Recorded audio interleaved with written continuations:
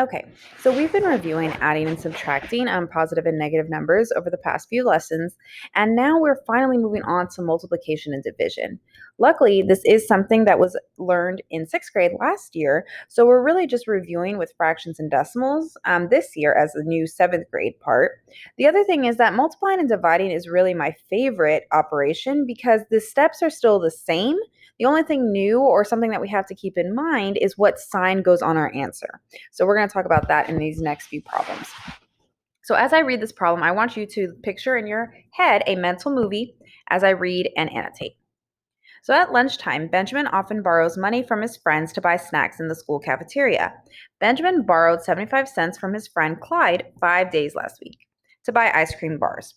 Represent the amount Benjamin borrowed as the product of two rational numbers. That's the first thing they want us to do. Then determine how much Benjamin owed his friend last week. Here's the second thing. Okay, so now that I've read it, I'm going to start on the draw portion of Read, Draw, Write. So, what is going on in this problem? Well, we have a friend Benjamin and we have a friend Clyde. And apparently, Benjamin is asking to borrow money so that he can buy some ice cream. And he's done this 5 days in a row. So, I'm going to actually draw a tape diagram and break it up into 5 parts because every day he borrows the same amount of money. Well, how much money does he borrow? It says that he borrowed 75 cents. So, how do I represent 75 cents? Well, if he's taking money, right, and he's going to have to pay it back, then we know that that's actually a negative amount. So, I'm going to write negative 75 cents for every single box in our tape diagram. Okay. So it wants us to represent the amount that Benjamin borrowed as the product of two rational numbers. So what operation deals with the word product? Well, I remember that product means the answer to a multiplication problem. So at some point, I'm going to be multiplying two rational numbers together. And then, secondly, I will determine how much he owes his friend last week. Okay, so now that we kind of have the plan, let's think about how we can solve it. Well, I know I could add 75 cents together 5 times, right, to get how much he owes him altogether. I could do that. But I also know that a faster way, right, when I have repeated addition like this, I could then just multiply the 75 cents. I like the zero in front of it, the negative 75 cents by how many times we borrow 75 cents. So I see that he borrowed it 1, 2, 3, 4, 5 times. So I could add it 5 times over and over and over and over and over again.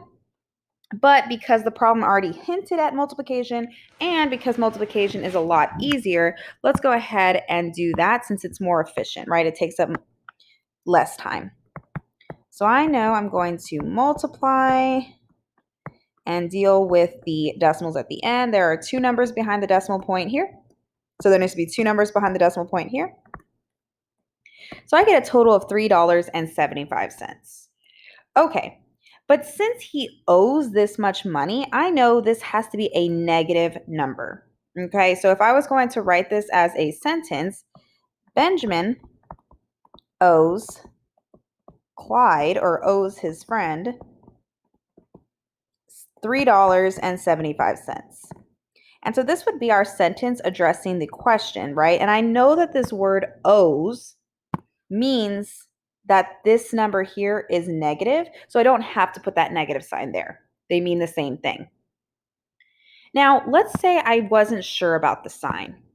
Well, luckily, our tic-tac-toe chart is so awesome because it is a reminder of not only our addition rules, right? What happens when we're adding integers with same signs or different signs. It is also a tool to help remember the sign. So I know if I added 1, 2, 3, 4, 5 negatives together, right? They all have the same sign, so my answer would also be negative. I could also look at my tic-tac-toe chart and see that I'm multiplying a negative with a positive. So I'm going to go to this row here, a negative with a positive, and sure enough, I see that the sign that needs to go on my answer is also a negative. Awesome. So I want you to write these 3 steps down, and there are rules for multiplying rational numbers. So the rules for multiplying rational numbers are actually the exact same thing as when we are multiplying integers, right? We're just now including decimals and fractions.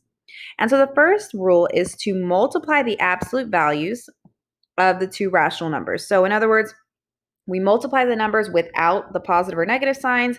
We follow our same steps with decimals and fractions. And then step 2 and 3 is super important and also lines up to our tic-tac-toe chart. If the two numbers have the same sign, their product is positive. So go ahead and write that in your notes. If the two numbers or factors have opposite signs, their product is negative. Okay, so if we drew that in our tic-tac-toe chart, right, just like we saw above. So same signs, I'll do in yellow. These are the exact same sign. So our answer is positive, right? We already know two positive numbers give us a positive answer when we multiply or divide. So we only need to worry about when we have two negatives to keep that in mind that we also get a positive answer. And then second, if we look at the other two, here is a positive and a negative, so we get a negative answer. Multiplying a negative with a positive, we also get a negative answer. So this tic-tac-toe chart is awesome, awesome, awesome to review not only our adding integer rules, but also for multiplying and dividing. Let's go ahead and try one on our own.